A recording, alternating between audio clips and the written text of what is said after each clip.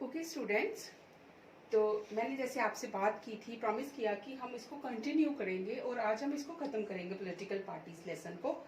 Last में हमने छोड़ा कि there are so many challenges in political parties, तो how can parties be reformed। तो हम उन पार्टीज में जो भी चैलेंजेस हैं, जो भी उसमें शॉर्ट कमिंग्स हैं, उनको हम कैसे रिफॉर्म कर सकते हैं। तो उसके लिए गवर्नमेंट ने सबसे पहले कुछ इम्पॉर्टेंट लॉज क्रिएट किए। जैसे फॉर एग्जांपल एक लॉ बना एंटी डिफेक्शन लॉ। तो इस लॉ, ये लॉ क्या है, एंटी डिफेक्शन लॉ क्या होता था कि पहले जैसे मतलब एक पार्टी जीत गई और कोई ऐसे कैंडिडेट्स जो दूसरी पार्टी में थे और वो भी जीते हुए हैं, तो वो क्या करते थे कि उनको उनकी पार्टी को अगर बहुमत यानी कि उनको ज़्यादा वोट्स नहीं मिले हैं, तो मेजॉरिटी नहीं मिली है, तो वो क्या करते थे, दूसरी पार्टी में चले जाते थे। तो इस तरह से ये एक बहुत ही नेगेटिव इफेक्ट था पॉलिटिक्स पे कि लोगों ने उनको वोट की ताकि वो उनके लिए काम करेंगे, लेकिन वो जिस पार्टी के खिलाफ लोगों ने वोट किया उसी पार्टी में शामिल हो जाते थे। तो before elections anyone can do anything, मतलब कोई भी किसी पार्टी में आ जा सकता है, but if elections are conducted properly, then nobody can go to other party. That is called anti defection law, मतलब वो डिफेक्ट नहीं करेंगे, अपनी डिफेक्शन नहीं करेंगे, दूसरी पार्टी में नहीं जा पाएंगे। तो this was very very important reform. Then affidavit, तो जैसे हमने बात की थी ना कि मनी एंड मसल पावर की, तो यानी कि लोग पैसा लगा के, लोग मसल पावर का यूज करके अपनी पार्टीज को जिताते हैं। तो उसके लिए एफिडेविट गवर्नमेंट ने एक लॉ क्रिएट किया कि every candidate who is contesting election has to file an affidavit, जिसमें उसको क्या करना है, एफिडेविट मीन्स एक कोर्ट का पेपर फाइल करना है जिसमें उसको अपनी ही has to show his property, उसके पास जितनी भी प्रॉपर्टी है उसने अपनी सारी प्रॉपर्टी शो करनी है, and he has to clear that he is not having any type of case against him, criminal case especially, उसके खिलाफ कोई क्रिमिनल केस नहीं चल रहा है, ये भी उसने उस एफिडेविट में दिखाना है। And third important thing was compulsory internal elections. ये भी हमने बात की थी ना, डायनेस्टिक सक्सेशन है या there is no internal democracy in the parties, कुछ लोग ही आगे आगे रहते हैं। तो उसके लिए एक और चीज़ कोर्ट ने या लॉ ने जो कंपल्सरी की वो ये कि इस बात पे ध्यान दिया जाएगा, जो इलेक्शन कमिश्नर है वो ध्यान रखेगा कि हर पार्टी के अंदर इंटरनल इलेक्शंस होनी चाहिए। यानी कि जो एक बार प्रेसिडेंट बना है तो वो हमेशा के लिए ही प्रेसिडेंट बना हुआ है, जो कैशियर है तो वो कैशियर ही है, जो सेक्रेटरी है वो सेक्रेटरी ही है, जो स्पोक्स पर्सन है वो स्पोक्स पर्सन ही है। नहीं, अब इंटरनल इलेक्शंस हर पार्टी की होंगी और वो अपने जो कैंडिडेट्स हैं, अपना जो पोर्टफोलियोज हैं वो चेंज करेंगे। तो these were reforms, but there are so many suggestions which people generally give about the better performance of the political parties। तो वो suggestions क्या हैं? नंबर 1 suggestion है check on misuse of government machinery, कि जो कुछ पार्टीज ऐसी होती हैं, जैसे जो सत्ता में पार्टी है जो इस समय रूल कर रही है, तो अगर इलेक्शंस हो रही हैं तो वो मशीनरी का बैड यूज ना करे, तो उसके लिए उस पर एक चेक होना चाहिए। इलेक्शन से पहले सारी मशीनरी चेक होनी चाहिए, वोटिंग मशीन्स चेक होनी चाहिए, एंड हर तरह से एक चेक गवर्नमेंट मशीनरी पे होना चाहिए। सेकंड है proper revision of voter list. ये एक बहुत इंपॉर्टेंट मसला है। देखो इलेक्शंस होती है 5 साल के बाद, है ना। तो कुछ बच्चे ऐसे हैं, जैसे फॉर एग्जांपल आप लोग हो, कोई बच्चे 16 साल के हैं, कोई 15 साल के हैं, कोई 17 साल के हैं, है ना। तो क्या होता है, जब नेक्स्ट इलेक्शंस होती है, हो सकता है 4 साल के बाद इलेक्शंस हो जाएं, लेकिन अब अभी आप 16 या 17 साल के हो तो आपकी वोटर लिस्ट में आपका नाम नहीं है, आपकी वोट नहीं बनी है। लेकिन जब 4 साल के बाद इलेक्शन होती है तो वोटर लिस्ट ही रिवाइज नहीं की गई होती, तो आप फिर भी उस वोटर लिस्ट में नहीं होते हो। तो this is very very important that there should be proper revision of voter list. हर साल वोटर लिस्ट जो है रिवाइज होनी चाहिए, ताकि जो नई आने वाली यूथ है वो वोटर लिस्ट में शामिल हो और इलेक्शन में एन इम्पॉर्टेंट रोल प्ले करें। Then provision of compulsory elections. एक और चीज़ बड़ी इंपॉर्टेंट है, आप अपने घरों में ही एक ऐसे झांक के देखिए, जब इलेक्शंस होती हैं तो आपके घर में से अगर 5 लोगों की वोट्स हैं तो कितने लोग वोट देने जाते हैं। इंडिया की ये बहुत बड़ी एक प्रॉब्लम है, लोग पार्टी से इतने ज़्यादा डिससेटिस्फाइड हो चुके हैं कि 50% लोग भी वोट देने नहीं जाते। तो there should be a law for compulsory elections, यानी कि इलेक्शंस जब हों तो उसमें वोट जो है, एक तो कंपल्सरी इलेक्शंस पार्टीज में होना चाहिए, दूसरा वोट देना भी कंपल्सरी होना चाहिए। And last and but very very important is representation of women, मतलब कि इलेक्शंस में वुमेन को रिप्रेजेंटेशन देना बहुत बहुत ज़रूरी है। जैसे पंचायत में 33% दी है, लेकिन लेजिस्लेचर या स्टेट असेंबलीज में बहुत कम रिप्रेजेंटेशन है। तो ये भी एक सजेशन है कि जो वुमेन है उनको भी प्रॉपर बराबर इक्वल रिप्रेजेंटेशन इलेक्शंस में मिलनी चाहिए। तो ये कुछ इंपॉर्टेंट रिफॉर्म्स हैं to make democracy better and so that the political parties do better. Then last बात हम करेंगे, जो कंक्लूजन हमारा हर बार होता है, हर लेसन में होता है, हम स्टेट के बारे में बात करते हैं। स्टेट नहीं, सॉरी, आज से हम स्टेट नहीं बोल सकते, हम इसको बोलेंगे यूटी ऑफ JNK। तो उसकी बात करें तो जो पार्टीज जैसे स्टेट में काम करती हैं, डिफरेंट स्टेट्स में काम करती हैं, उनको स्टेट पार्टीज कहते हैं। जनरली उनको रीजनल पार्टीज भी कहा जाता है।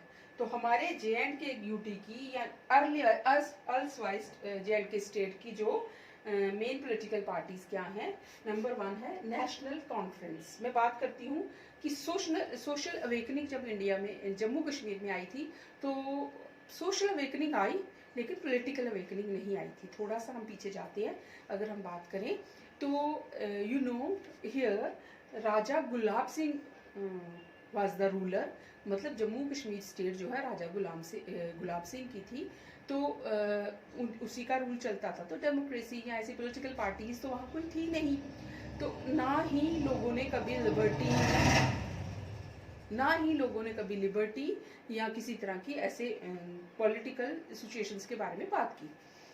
हुआ क्या, 1904 में फर्स्ट टाइम एक डोगरा सभा बनाई गई, जो कि हंसराज महाजन ने बनाई थी। But it was not political because they were liberal and communal, not communal in character, मतलब वो ना तो कम्युनल थे और वो लिबरल फीलिंग्स थी उनकी। तो वहाँ उस डोगरा सभा में हिंदूज भी ज्वाइन किए और मुस्लिम्स भी ज्वाइन किए। दैट मीन्स वो जो डोगरा सभा थी that was for social awakening. But धीरे धीरे क्या होना शुरू हुआ, कश्मीर में जैसे प्रिंस का रूल था, तो Prince ruled over the state, he had all type of power, और वो पावर को यूटिलाइज करता था। जुडिशरी उसके अंडर थी, एग्जीक्यूटिव एंड एवरीथिंग, लेजिस्लेचर। तो लोगों को कुछ कहने सुनने का अधिकार नहीं था। तो उस समय में क्या हुआ, राउंड अबाउट mid-20s में 1924 में फर्स्ट टाइम जो सिल्क मिल थी, वहाँ पर जो लेबरर्स थे उन्होंने सबसे पहले क्या किया, एक तरह से एक रेबेलियन किया उन्होंने, क्योंकि उनको प्रॉपर वो नहीं मिल रही थी, लेबर नहीं मिल रही थी, जितना वो काम करते थे उसके अकॉर्डिंगली उनको सैलरीज नहीं मिल रही थी। तो इसकी वजह से जो रेबेलियन हुआ that was stopped, you can say उसको रोक दिया गया। लेकिन धीरे धीरे लोगों के अंदर एक उत्साह सा जागृत हो चुका था। इसी बीच में क्या हुआ, लाहौर में पाकिस्तान, उस समय इंडिया और पाकिस्तान एक ही थे ना, तो लाहौर में नेशनल कांग्रेस का अधिवेशन एक हुआ, जो कि लाला लाजपत राय ने उसमें सारे स्टूडेंट्स को इनवाइट किया था। इन बिटवीन वहाँ पे पूरे इंडिया में क्या चल रहा था, नॉन कॉपरेशन मूवमेंट भी चल रही थी, स्वराज चल रहा था। तो लोग थोड़ी तरफ उस तरफ से भी इम्प्रेस हो रहे थे, जम्मू कश्मीर के लोग। तो जम्मू कश्मीर से भी round about 150 students they had gone to Lahore, और वहाँ उन्होंने जब लाला लाजपत राय को सुना तो उनको थोड़ा सा अपने अंदर अवेकनिंग सी आई, है ना। तो आफ्टर दैट, और जब यहाँ आके 1924 में ये जो लेबरल्स वाला सिल्क मिल्क वाली बात हुई, तो एक all India all Muslims conference बनाई 1931 में बनी, जम्मू कश्मीर की जो पहली पार्टी बनी, ऑल मुस्लिम्स कॉन्फ्रेंस बनी। लेकिन फिर उसको नाम बदल के बाद में वही नेशनल कॉन्फ्रेंस बनी, and it was formed by Sheikh Mohammad Abdullah. तो वो इस तरह से ये हमारे जम्मू कश्मीर की पार्टी सिस्टम का आप कह सकते हो कि हिस्ट्री है। तो जो main political parties Jammu Kashmir की, number 1 is National Conference, oldest active party. जैसे मैंने आपको बताया यही ऑल मुस्लिम्स कॉन्फ्रेंस थी। तो oldest active and it was formed in 1932, formed by Sheikh Abdullah, Sheikh Mohammad Abdullah हम इसको कहते हैं, who led anti-Dogra rule movement in the pre-1947। क्योंकि राजा जो था गुलाब सिंह वो डोगरा रूलर था, तो he was anti against Dogra rulers and he led a movement against that Dogra ruler, है ना। तो 1947 से पहले, क्योंकि तब तो कंबाइंड थे ना, तो इन्होंने जो पार्टी भी बनाई थी तो ये उनके अगेंस्ट थे। उसके बाद क्या हुआ, जब 1947 हुआ तो इंडिया का एग्रीमेंट हुआ, तो उस समय में ही demanded autonomy in the Indian arrangement, कि जम्मू कश्मीर को अलग से एटॉनमी दे दी जाए, उनको अपनी एक एटॉनमी होनी चाहिए इंडियन अरेंजमेंट के अंडर ही आफ्टर 1947। आइडियोलॉजी की बात करें तो नेशनल कॉन्फ्रेंस की आइडियोलॉजी सेकुलर है, इसमें मतलब वो सारे धर्मों को एक बराबर समझते हैं अपनी पार्टी में, and they believed in unity in diversity, मतलब जितने ज्यादा डाइवर्स लोग होंगे उनमें उतनी ज्यादा यूनिटी होगी। And their symbol, election symbol is plough, हल जिसे हम कहते हैं। तो इनका नेशनल सिंबल क्या था, प्लो। और इन्होंने अपना एक नेशनल मतलब स्टेट फ्लैग भी बनाया था जिसपे वो प्लो बना हुआ था, और उसके साथ 3 पट्टियां थी नीचे, वो 3 पट्टियां 3 रीजन्स डिपिक्ट करती थी, लद्दाख, जम्मू एंड कश्मीर। अब तो वो खत्म हो गया क्योंकि अभी एबोरिगेशन हो गया ना 1970 का, ठीक है, 370 का, ओके।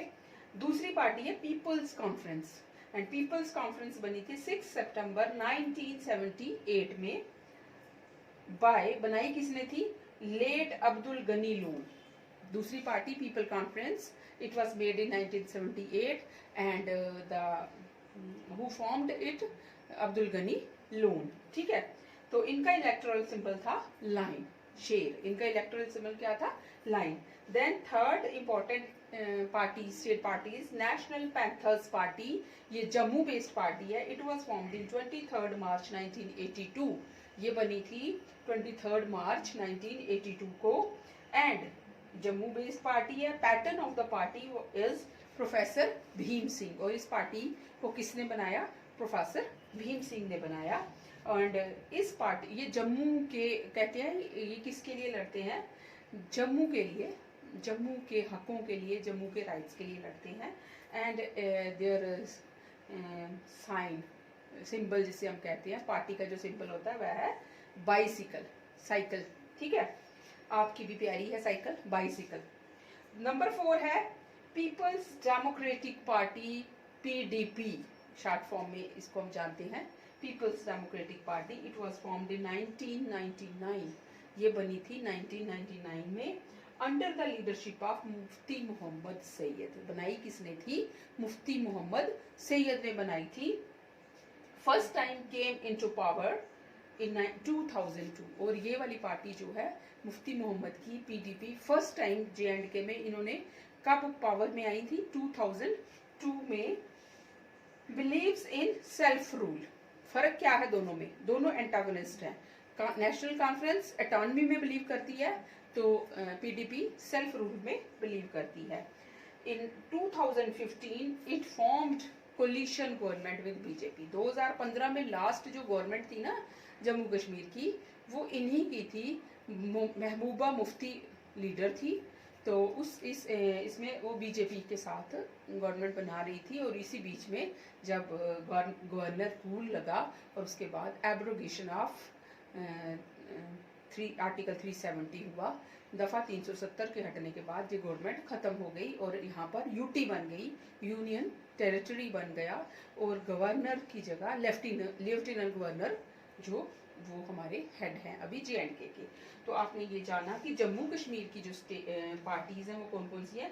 नेशनल कॉन्फ्रेंस है, शेख मोहम्मद अब्दुल्ला ने और स्टार्ट की थी, फिर उनका बेटा फारूक अब्दुल्ला भी चीफ मिनिस्टर है, बहुत देर इन्होंने हुकूमत की है। फिर फारूक अब्दुल्ला के बाद उनका बेटा उमर अब्दुल्ला ने भी इस पे हुकूमत की है जम्मू कश्मीर में।